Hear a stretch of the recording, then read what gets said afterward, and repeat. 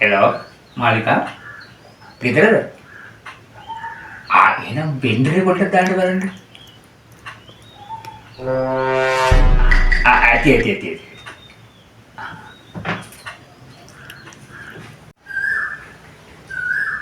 Sir මොකද sir මේ නිතරම මැඩම්ට මේ බෙන්ඩරේ දාන්න කියන්නේ?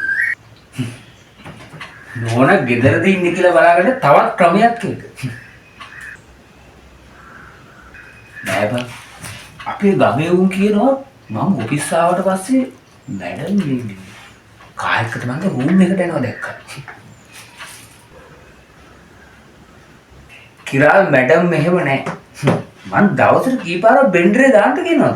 බෙන්ඩරේ දානවා කියන්නේ මැඩම් ගෙදර. මේ ගමේ උන්ට පුදුම ඉරිසියාවක් තියෙන්නේ. අපි දැන් සතුටින් ඉන්නවනේ.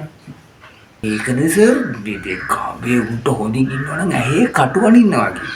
සර්ට තියෙන්නේ දැන් නෝනට ඔයිටත් වඩා හොඳින් සලකගෙන ඉන්න.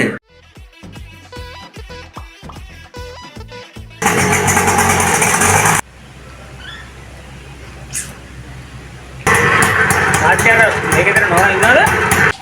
පිටිපස්සේ වැඩක් එන්න ගියාද?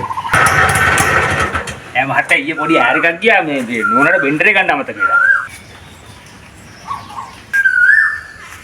මහත්තයා